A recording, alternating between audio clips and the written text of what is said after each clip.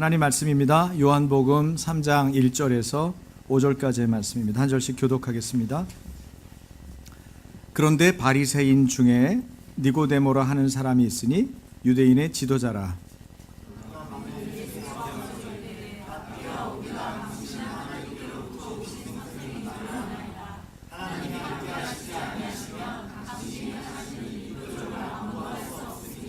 예수께서 대답하여 이르시되 진실로 진실로 네게 이르노니 사람이 거듭나지 아니하면 하나님의 나라를 볼 수 없느니라.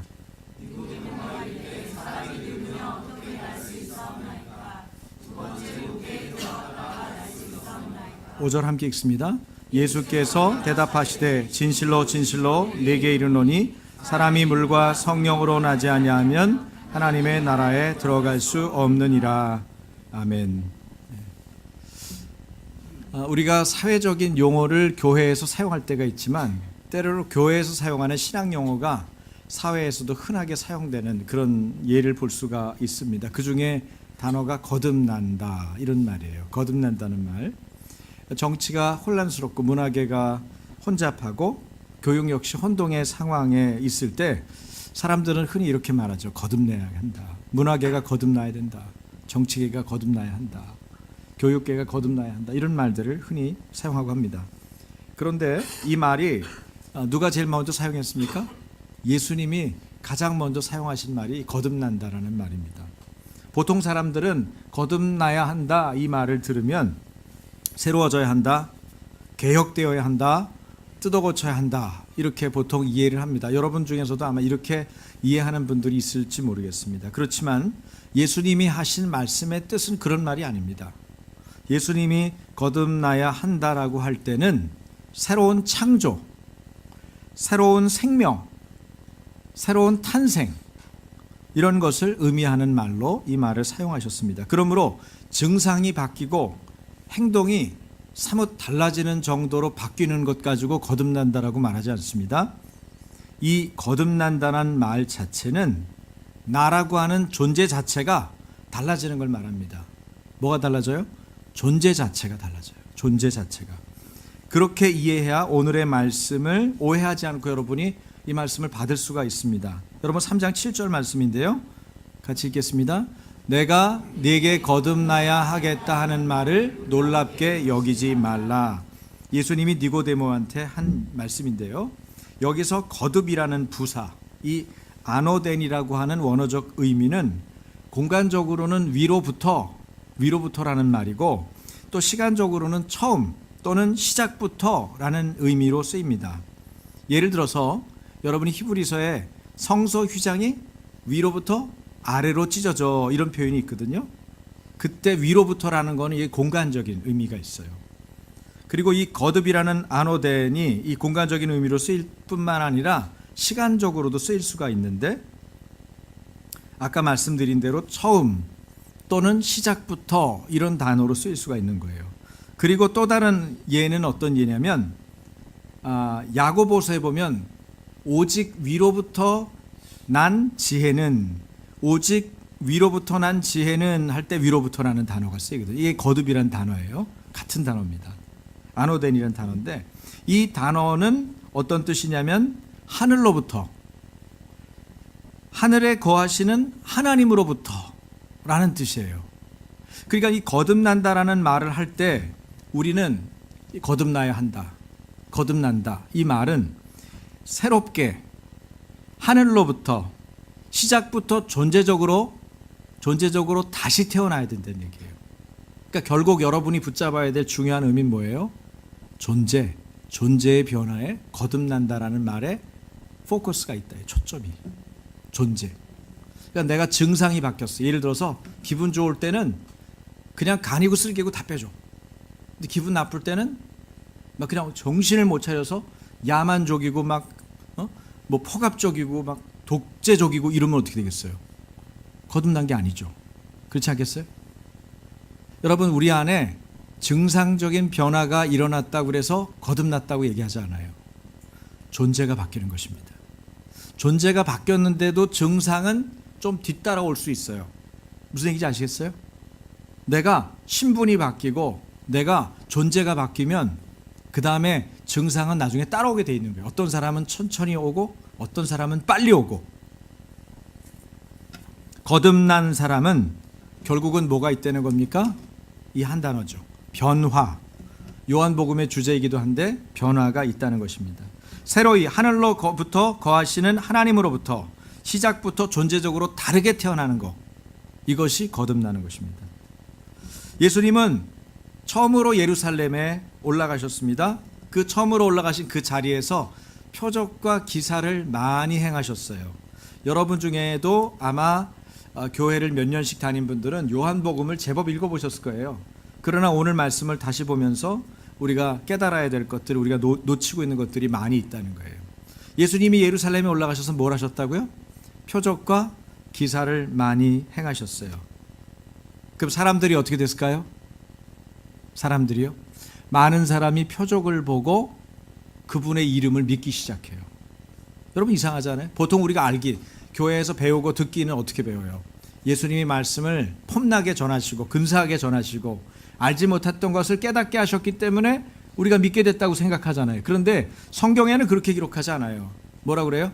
예수님이 행하시는 그 표적을 보고 사람들이 예수님의 이름을 믿었다는 거예요. 그것도 예수님을 믿었다고 안 하고 예수님의 이름을 믿었다, 그렇게 얘기하고 있어요. 그리고 나서 이 표적과 기사를 보고 믿겠다고 고백하는 사람들이 예수님에게 달려오지 않았겠어요? 예수님은 정말 위대한 선생님이십니다. 위대한 선지자입니다. 예수님 따라가겠습니다. 예수님 제가 카드 드리겠습니다. 예수님 제가 자가용 드리겠습니다. 예수님 제가 집은 마련해 드리겠습니다. 이런 사람들이 있었지 않겠어요? 병들이 막 났고요. 한 번도 어떤 의사한테도 고침받지 못했던 병들이 났고요. 네? 안 보이던 눈이 열리고 말이죠. 안진뱅이가 일어서고 말이죠. 그런 여러 가지 일들을 경험하면서 사람들이 정말 선지자 맞구나, 하나님이 보내신 위대한 선지자구나, 저분은 하늘로부터 왔구나, 그렇게 말하면서 예수님의 이름을 믿기 시작했을 때 그들이 주님께 달려왔단 말이에요. 그런데 재미있는 표현이 있어요. 예수님은 자신의 몸을 그들에게 의탁하지 않으셨다, 그렇게 나와 있어요. 친히 사람의 속에 있는 것을 아셨기 때문에 그랬다, 그렇게 나오거든요. 한번 볼게요. 요한복음 2장 23절에서 25절. 네, 같이 읽겠습니다. 6월절에 예수께서 예루살렘에 계시니 많은 사람이 그의 행하시는 표적을 보고 그의 이름을 믿었으나 예수는 그의 몸을 그들에게 의탁하지 아니하셨으니 이는 친히 모든 사람을 아시며 또 사람에 대하여 누구의 증언도 받으실 필요가 없으셨으니 이는 그가 친히 사람의 속에 있는 것을 아셨습니다. 사람 속을 다 아시니까. 사람 속을 한다는 건 뭐예요? 이 사람 속마음을 아는 거예요. 사람의 뭘 아는 거예요? 인간성, 연약함, 죄성을 알고 있는 거죠. 여러분이 리더로서 또 혹은 여러분이 믿는 자로서 여러분이 사람들을 섬기는 사람으로서 꼭 알아야 될 것이 있어요. 그것은 사람의 본성입니다. 사람의 연약함과 죄성입니다. 사람의 연약함과 죄성을 알지 못하면 우리가 바보 같은 짓을 할 수가 있어요. 엉뚱한 제도를 만들 수가 있어요. 왜 이런 얘기 있죠? 신앙생활은 언제부터 시킬 거냐? 그러면 믿지 않는 분들이 뭐라고 그러냐면 아이들을 꽤나 존중해주고 인격을 배려해주는 양 어떻게 얘기해요? 아이가 다 15세가 넘고 16세가 넘으면요 자기가 다 판단해서 결정하는 대로 저는 그렇게 보내려고 합니다. 여러분 그런 얘기도 좀 종종 들어보시죠. 그러면 저 부모님들은 굉장히 인격자신가 봐, 자녀들을 존중해 주는 분 같아, 우리가 그렇게 생각한단 말이에요. 그러나 여러분 15세가 되고 16세가 될 때까지 이 아이들이 공정하게 자신들이 선택해야 될 신앙과 또 종교에 대해서 제대로 이것을 보편적으로 균형 있게 듣고 보고 느낄 수 있어요? 여러분 그건 잘못된 생각입니다. 인간의 연약함과 죄성 그리고 사단의 그 간교와 또 집요하게 유혹하는 그런 것들을 생각한다면 결국은 당하는 거예요. 비근한 예로 저는 제 조카들을 전도하지 못했어요. 이유는 뭐냐? 동일한 얘기를 한 거야. 우리 큰매형이 내 조카들에게 복음을 전하려고 하면 그때마다 막으면서 그 얘기를 하는 거예요. 얘네들이 크면은 알아서 결정할 거래요. 이미 다른 것들이 그들의 속에, 그들의 생각 속에, 그들의 가치관과 세계관 속에 점령해 버렸기 때문에 이제 머리가 다 큰 애들을 전도하기가 쉽지가 않은 거예요. 그것도 가끔 보는 외삼촌이 어떻게 전하겠어요? 거리도 멀고. 저에 대해서 좋아하는 마음이 있고 존경하는 마음이 있다는 걸 알아요. 우리 조카들이 저한테 안부 보낼 때나 말할 때 보면은 그런 걸 느낄 수 있어요. 그러나 예술 전하기는 어려워진 거예요. 그들의 가치관과 세계관 속에는 이미 예수님을 밀어내는 마음이 있단 말이에요. 참 어려운 거죠. 가까운 사람이 더 어려운 거예요. 여러분, 타이밍이 있어요. 양육에는 타이밍이 있습니다. 누구에게 가르침을 줄 때, 누구에게 마음을 전할 때 타이밍이 있어요. 그 타이밍을 놓치면, 그 때를 놓치면, 골든 타임을 놓치면 그 다음에는 말하기가 어려워요. 누구에게 애정 표현을 한다, 누구에게 사랑 고백을 한다, 누구에게 감사에 대한 마음을 전한다, 누구에게 기쁨을 이야기한다. 타이밍이 있는 거죠. 그런데 그 타이밍을 놓치고 또 우리가 그 상대방이나 인간의 기본적인 본성에 대해서 알지 못할 때는 엉뚱한 일을 할 수가 있고, 이상적인 제도나 법률을 통해서 사람들이 죄를 계속 범하는 거예요. 여러분, 사기꾼이나 나쁜 사람들이 어떻게 해요? 여러분, 그 사람들이 법률 연구합니다. 어떻게 합법적으로 사기를 치는지 연구합니다. 우리보다 더 잘합니다. 그래서 나쁜 짓을 한 것은 분명하나 합법적으로는 아무 문제가 없어요. 네? 제가 뺑소니 당했다는 얘기 했죠. 제가 뺑소니로 신고가 됐어요. 아내 데려다주고 오다가 택시기사 아주 기술적으로 제 차 옆으로 붙어가지고 아주 미세한 상처가 났는데 자기 차에 난 거예요. 전 몰랐죠. 부딪힌 것도 느끼지 못했으니까. 그리고 저한테 신호도 안 집어넣거든요. 그런데 가서 뭐예요? 구청에 가서 뺑소니 신고를 합니다. 저는 여기서 일을 하고 교회 일을 하고 있는데 전화가 온 거예요. 경찰서에서. 뺑소니 신고가 들어왔습니다. 잠깐 오셔야겠습니다. 네? 무슨 일이죠? 저 그런 일이 없는데요. 아, 신고가 들어왔습니다. 여기 운전하시고 오늘 아침에 운전하고 가셨죠? 차에 기스가 나서 운전기사가 와서 뺑소니 신고를 했습니다. 나중에 알고 보니까 나쁜 놈이에요. 기술적으로 한 거예요. 그걸 어떻게 알았냐? 나중에 제가 돈을 주니까 미안합니다 그러고 가더라고요. 돈 받으면서. 합법적으로, 기술적으로, 여러분, 인간은 연약하고 동시에 죄를 갖고 있는 죄성을 가진 사람들입니다. 그래서 제도를 만들고 법률을 만들 때 그런 것들을 고려하고 만들어야 되는데 너무 이상적으로 만드는 거예요. 그러니까 그것들을 감당을 하지 못하죠. 제가 교회를 시작하면서 교회 예배실을 24시간 열어놓고 싶었어요. 누구나 와서 아무 때나 와서 기도할 수 있도록. 얼마나 이상적이고 좋은 얘기입니까? 많은 젊은 목사님들이 그렇게 얘기해요. 저는 24시간 개방, 365일 개방할 겁니다. 교회가 누구나 와서 기도하는 집, 만민의 기도하는 집 아닙니까? 그렇게 해야 되지 않겠습니까? 누가 들어오겠습니까, 여러분? 문 열어놓으면? 네? 도둑님 들어오시고, 또 누가 들어올까요? 노숙자들 들어오시고, 또 누가 들어올까요? 돈꾸로 들어옵니다. 돈꾸로. 이 어려운 교회에 돈꾸로 들어와요. 저 여기 말고 저쪽에 있을 때는 정말 어려웠거든요. 지난 않아. 별 차이 없는데 와가지고 돈 한참 은혜 받은 얘기를 하든지 자기가 어느 시절에 교회에 다녔을 때 경험했던 그 막 감격들을 얘기해요. 그래서 상대방 마음을 막 감동을 시켜요. 대단한 능력이에요. 그분들이 목회자를 해야 되는데 막 감동이 돼. 그 얘기를 들으면 감동이 돼요. 그런데 마지막 결론은 뭔지 아세요? 근데 목사님, 제가 어려워서 그러는데 한 10만 원만, 뭐 없으시면 5만 원, 뭐 이렇게 점점 내려가요. 그 마음이 쫙 상하죠. 마음이 상합니다. 그 진짜 돈까지 내주시는 목사님들도 계시잖아요. 이 주차장을 24시간 공유하고 싶었어요. 근데 전혀 뜻밖의 무례한 인간들, 예의 없는 것들 때문에 도저히 불가능하다는 걸 제가 깨달았어요. 어떤 제도나 법률을 따질 때는 촘촘하고 조직적으로 사람들의 심성과 그들의 죄성을 고려해서 이 촘촘하고 지속적인 관리를 할 필요가 있죠. 그 죄성을 고려하지 않으면 그 일들을 극복할 수가 없어요. 지속해서 해나갈 수가 없어요. 본인이 갖고 있는 가치관과 세계관을 이런 일상적인 생활 속에서 실제로 구현해낼 수가 없어요. 그 죄에 관한 한 누구든 사람은 그다지 대단한 존재가 아니다.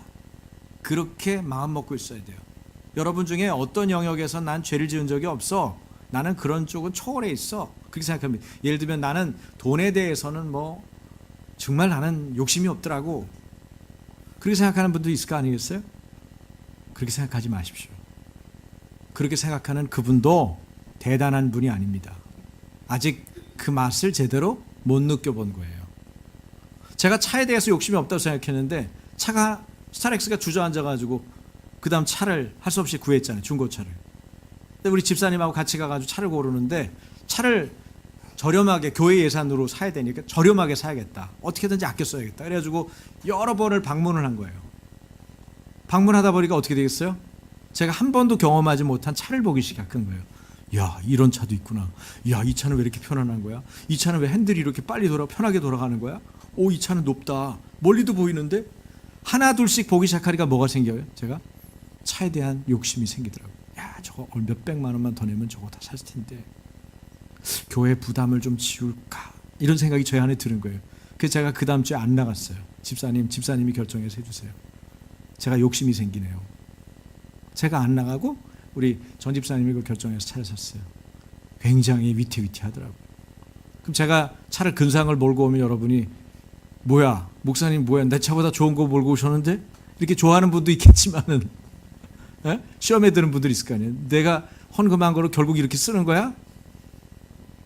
여러분, 우리는 대단한 존재가 아니에요. 따라서 해보시겠어요? 나는 죄인입니다. 저는 예수님이 늘 필요합니다. 네, 이것이 바른 신앙 태도입니다. 우리가 십자가를 볼 때 항상 나는 죄인이다. 그러나 이 죄를 깨끗함을 입었기 때문에 동시에 의인이죠. 나는 죄인인 동시에 또한 의롭다함을 얻은 의인이다. 그 생각을 늘 할 수 있는 거거든요. 예수님이 늘 필요합니다. 예수님이 전 필요해요. 그래서 여러분이 어떤 사태에 위기를 느끼고 여러분의 죄책감, 그 다음에 시험들은 어떤 그런 마음이 들었을 때 그렇게 생각하면 돼요. 아, 그래, 난 예수님이 필요해. 거봐, 예수님이 필요하잖아. 저는 요즘에 이 굉장히 어려운, 우리가 생각할 수 없는 상황을 잘 조절할 수 없는 그런 사태들이 쭉 벌어질 때마다 역시 예수님이 필요해. 예수 안 믿고 어떻게 사나? 저 사람들은? 예수님 안 믿고 어떻게 사는 거야? 저는 목사가 아니라도 그 얘기는 똑같이 했을 것 같아요. 예수님 안 믿고 저 사람들은 어떻게 살지? 저런 상황에서. 자기가 컨트롤할 수 없잖아. 저 때는 기도밖에 못할 텐데 저 사람은 어떻게 사는 거지? 그런 생각이 너무 많이 들어요. 우리 아이들하고도 그 얘기를 나눴어요. 여러분, 예수님은 사람의 속을 다 알고 계셨어요. 그래서 자신을 믿는다고 달려드는 사람들, 그 사람들의 소리에 현혹되지 않고 뭐라고 그러세요? 자신을 의탁하지 않았다. 오늘 본문의 말씀에 그렇게 얘기하고 있습니다. 예수님이 행하신 표적을 보고 믿은 사람 가운데는 누가 또 있었어요? 산헤드린 공회원 회원인 니고데모라고 하는 사람이 있었습니다. 산헤드린 공의회는요, 이스라엘에서 굉장히 중요한 기구예요. 의결 기구입니다. 대제사장들과 서기관들 그리고 바리새파 사람, 사두개파 사람들로 구성되어 있는데 이 사람들에게는 사법권이 있었어요. 그리고 사법권뿐만 아니라 유대 율법에 대한 재판권도 행사할 수 있는 그런 권한이 있는 그런 공회가 산헤드린 공회입니다. 근데 이 산헤드린 공회에서 행정적인 권위를 갖고 그 자체에 치안관이 있어서 구속명령을 내릴 수도 있는데요. 다만 뭘 못했냐? 사형에 해당되는 거는 재판을 못했어요. 사형. 그래서 예수님 재판 못했죠. 자기들이 못했어요. 그래서 헤로데에게 보내는 거 아니겠어요? 빌라도에게 보내고. 그런 위치에 있는 대단한 공회의 회원이 누구예요? 니고데모예요. 오늘 나오는 니고데모. 당시 사람들의 눈을 피해서 니고데모는 예수님을 찾아가는데 언제 찾아갑니까? 밤에 갔어요. 밤에. 낮에는 일이 많아서 밤에 갔을 거다 그렇게 또 변명해 주는 신학자가 있는데, 그거보다는 훨씬 더 가능성이 많은 거는 사람들의 이목에 대해서 불편하고 두려운 거죠. 왜? 아직까지는 예수님이 하나님의 아들로서 인정되고 있었던 상황이 아니에요. 예수님의 사역 초기이기 때문에. 그 때문에 마음이 불편하죠. 자기 사회적 신분과 위치가 있는데 또 나이도 많은데 거기다 대고서 예수님 만나러 가는데 예수님에게 물어보고 싶은 마음이 있고 간절한 궁금증이 생겼는데, 이스라엘 사람들의 가장 훌륭한 점 중에 하나는 뭐냐면요, 모르는 것을 잘 물어보는 거예요. 선생님에게 찾아가서 질문하고 인생에 대한 어떤 의문이 생겼을 때 그것을 토론하고 하는 것들이 너무나도 익숙해 있어요. 우리 한국 사회에 정말 필요한 내용이에요. 그러면 갑자기 막 데모를 하고 싸우지는 않죠. 질문하고 토론하는 게 잘 준비되어 있으면 토론은 격렬하게 진행될 줄 알아도 그 안에서 뭔가 합의점들이 찾아지고 뭔가 절충점들이 생기거든요. 그게 정치력인데 그런 부분들이 우리 한국인들에게 많이 부족해요. 굉장히 순한 것 같지만 결국에는 마음을 안 바꾸죠. 그거보다는 격렬하게 토론하는 것 같지만 합의가 됐을 때는 자기의 생각이나 자기의 관점을 내려놓고 그 합의된 부분에 맞추는 태도가 좀 필요한데 그런 부분이 너무 부족한 거예요. 근데 이스라엘 사람들은 질문하고 대답하고 또 자기보다 더 나은 선생님을 찾아서 그 선생님에게 배우려고 하고 이런 태도들이 익숙해 있고 지금까지도 그것이 이어지는 걸 볼 수가 있어요.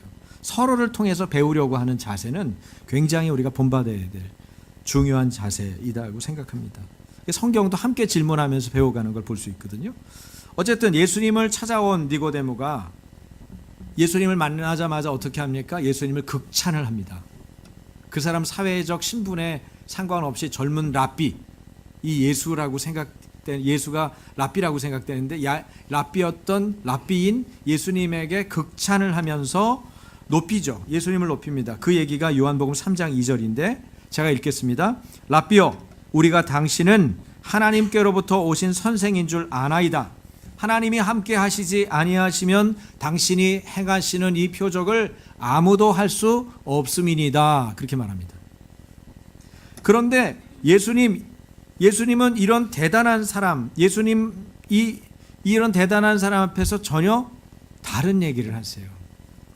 이런 대단한 사람이 예수님 앞에 머리를 굽실거리고 예수님을 칭찬하면은 이 사람 마음을 얻으려고 뭔가 얘기를 하셔야 되는데 그냥 엉뚱한 말씀을 하시는 거예요.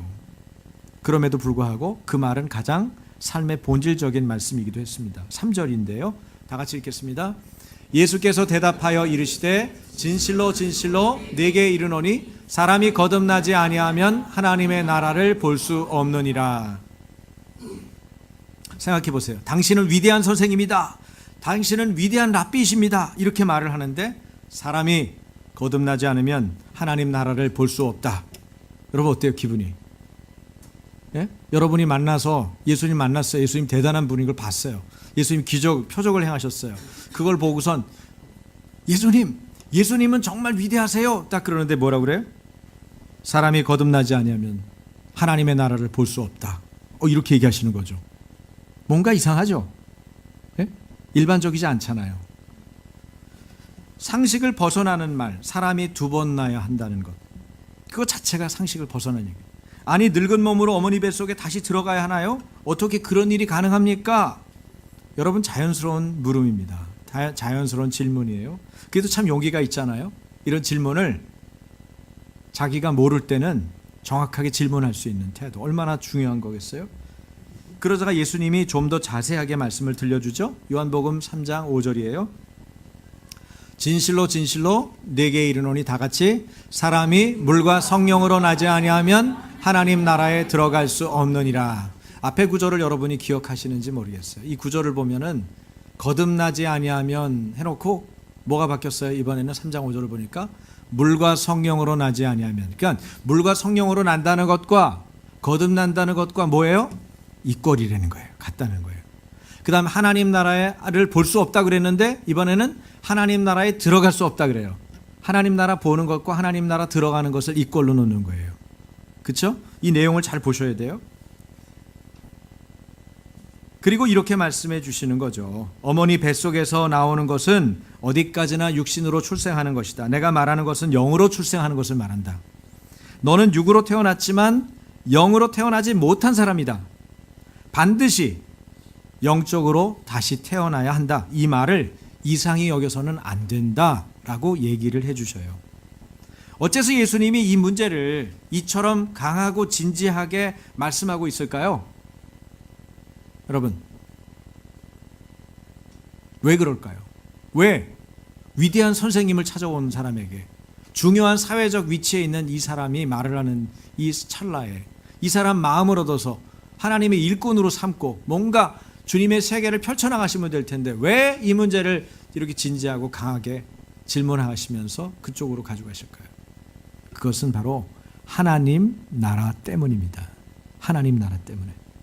하나님 나라에 들어가려면 한 번 더 태어나야 한다. 존재적으로 새로이 하나님으로부터 시작부터 다시 나야 한다.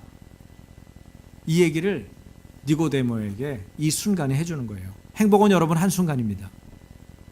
행복은 한순간이에요.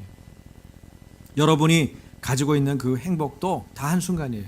그러므로 모든 인간의 궁극적인 목표나 본질은 뭡니까? 하나님 나라를 놓치지 않는 것입니다. 따라서 해보십시오. 나는 결코 하나님 나라를 놓치지 않을 것이다. 그 무엇을 놓는다 해도 하나님 나라를 놓치지 않을 것이다.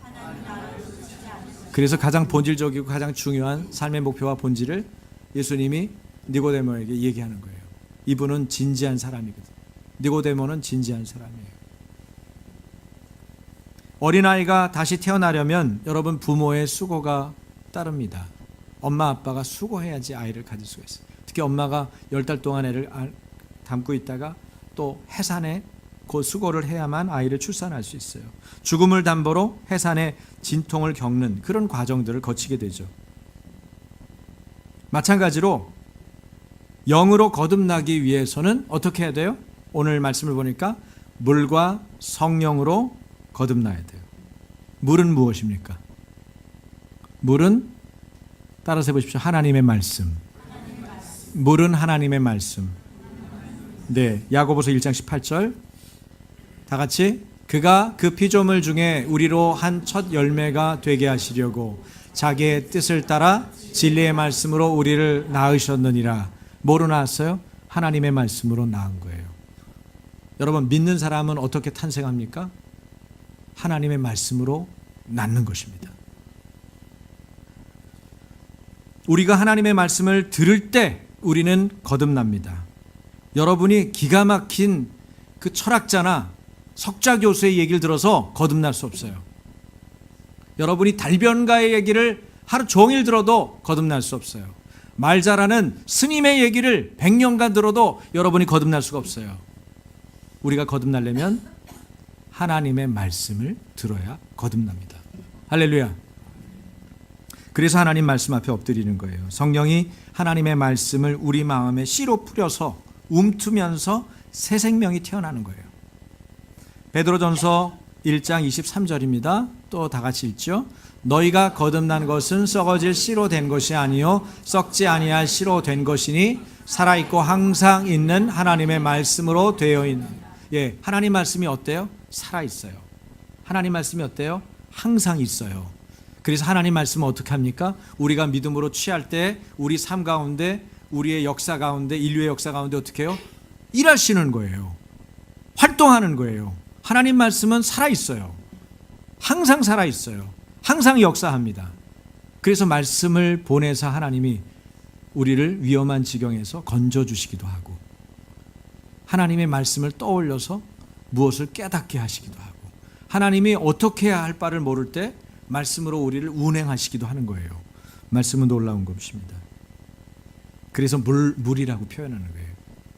물은 생동감이 있죠. 생명이죠. 흘러가죠. 그죠? 영향력을 미치죠. 필요한 것에 스며들어갑니다. 하나님의 말씀을 들을 때 거듭나는 것입니다. 그래서 영으로 태어나기 위해서 하나님의 아들 되신 예수 그리스도께서 십자가의 죽음의 고통을 겪으셨습니다. 마치 엄마가 아이를 출산하기 위해서 해산의 고통을 겪듯이 죽음을 담보로 해산의 고통을 겪어내듯이 예수님께서 십자가의 죽음이라고 하는 그 고통을 통해서 뭘 생산해내신 거예요? 믿음의 사람들을 생산해낸 거예요. 그것이 바로 성도죠. 그것이 믿는 자, 크리스찬이에요. 이 죽음이 우리가 말씀을 들을 때 우리 안에서 새 생명을 싹트게 하는 것입니다. 거듭나는 기적은 그러니까 어떤 것과 어떤 것의 합장품입니까?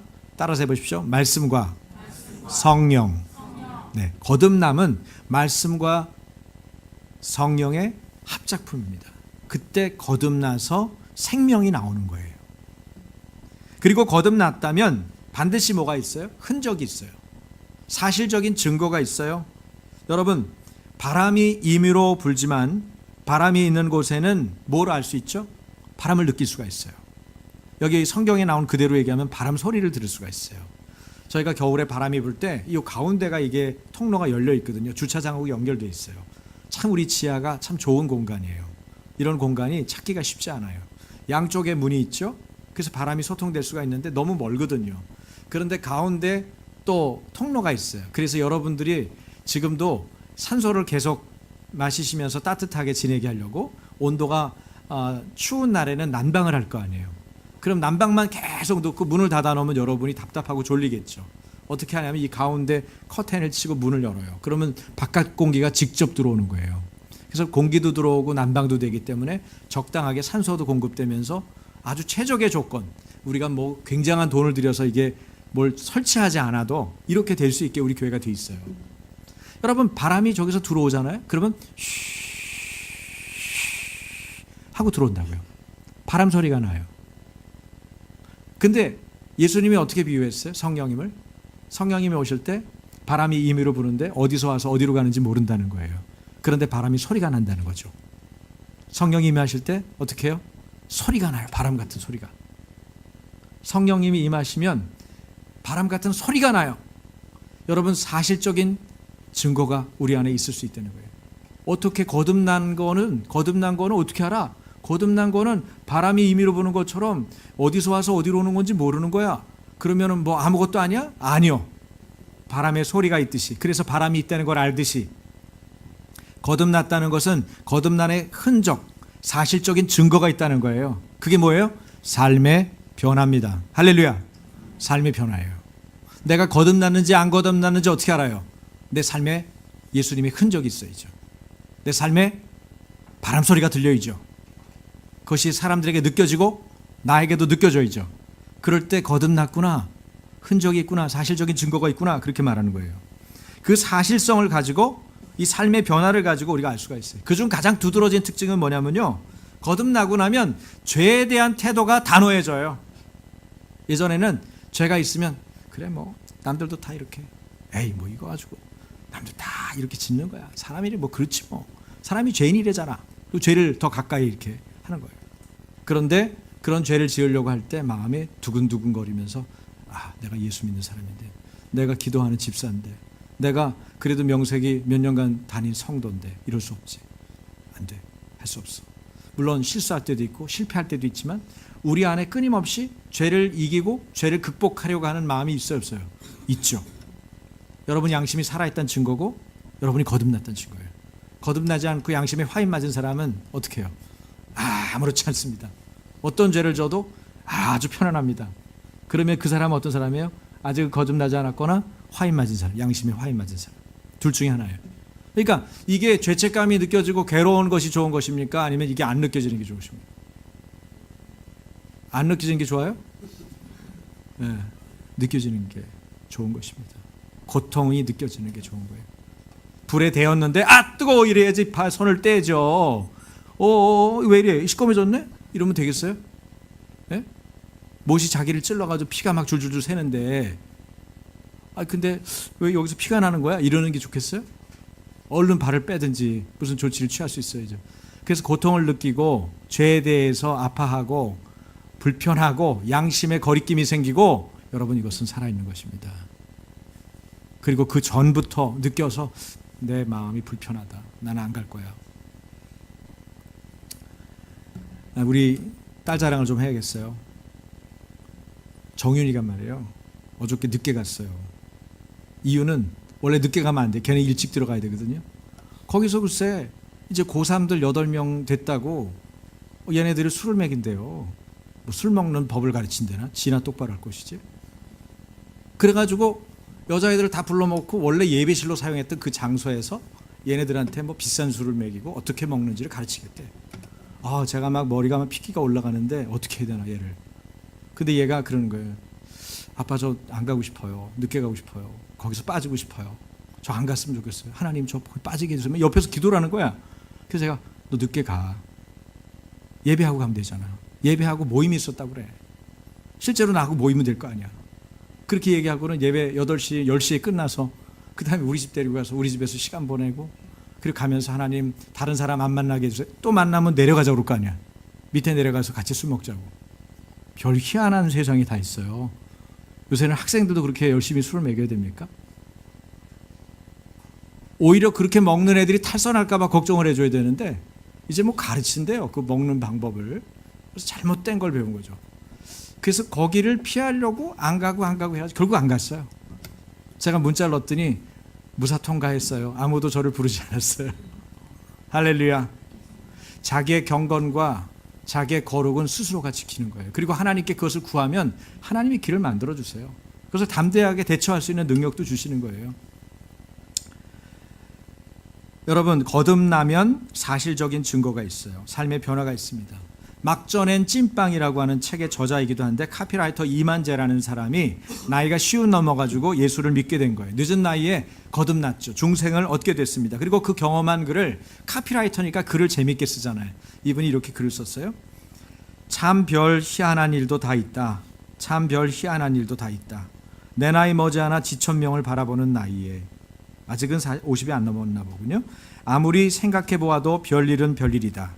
세상의 나처럼 한평생 엉덩이 뿔을 높이 달고 휘저어대며 오로지 술과 벗과 객기를 인생의 낙인 양 믿고 살던 사람이 어느 날 갑자기, 참으로 갑자기 그 좋던 술벗들 대신에 예수님 사랑해요 어쩌고를 웅얼거리며 이미 이 세상에 호적이 존재하지 아니하는 까닭에 일찍이 한 번도 본 일이 없는 먼 나라 목수간 집에 집내 털보아들을 은근히 혼자서 속으로 짝사랑하기 시작했으니 말이다.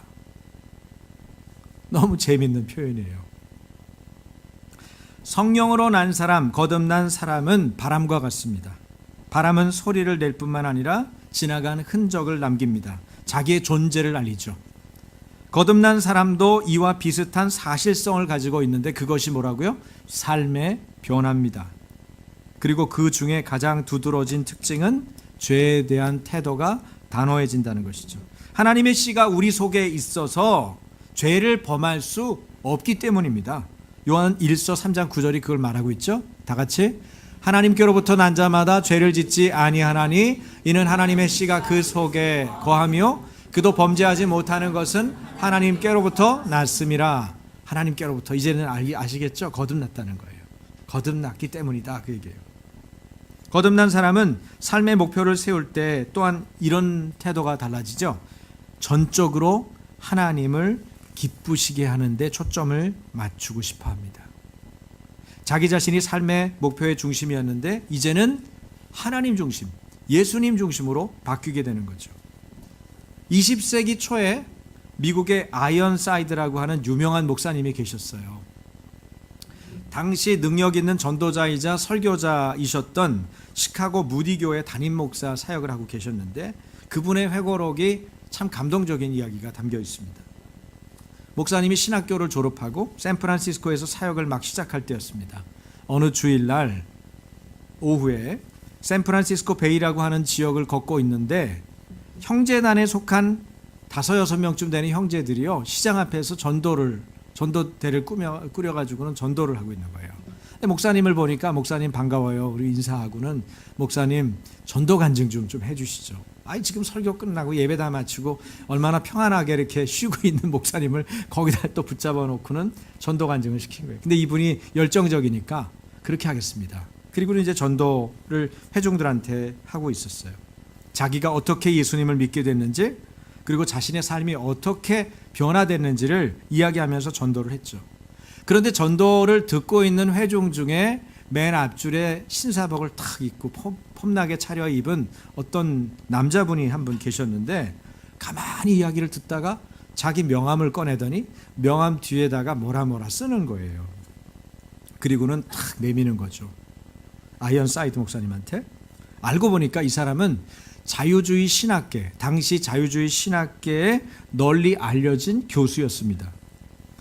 20세기 초는요, 성경을 부인하는 이 자유주의 신학이 불길처럼 타오르던 시대예요. 그래서 교회가 어느 곳에서나 복음적인 교회들이 위기를 느끼고 있었던 시대. 오늘날도 그런 위기가 있잖아요. 동성애, 이슬람, 사이비 이단, 그죠? 이런 것들 때문에 지금 교회가 사실은 만만치 않아요. 그런데 그때는 자유주의 신학 때문에 그랬단 말이에요. 그래서 교회가 굉장한 위기감을 느끼고 있었던 시대였는데 그런 분위기 속에서 저명한 사회학자고 또 자유신학을 신봉하는 지식층의 교수가 젊은 목사 아이언사이드에게 도전장을 내민 거예요. 그 도전장은 이렇게 되어 있습니다. 선생님, 주일 오후 4시에 아카데미 과학관에서 선생님과 토론할 것을 제의합니다.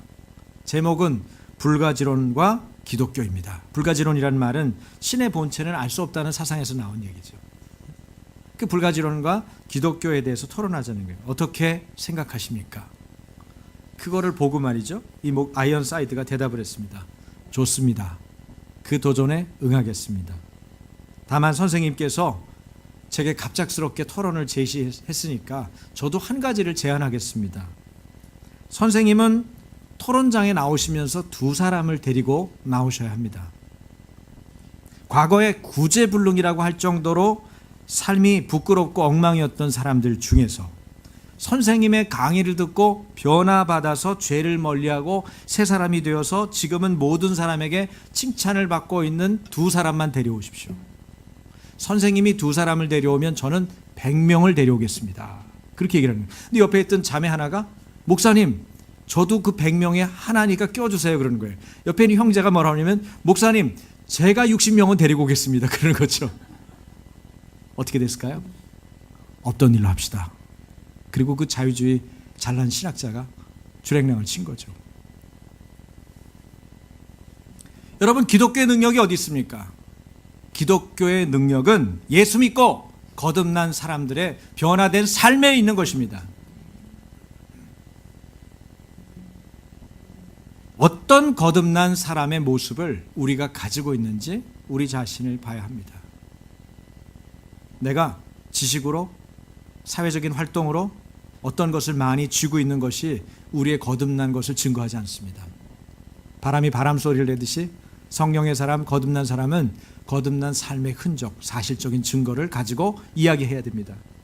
거듭난 사람은 물과 성령으로 거듭납니다. 말씀과 성령으로 거듭난 여러분 덕분에 올해도 수많은 사람들이 거듭날 것입니다.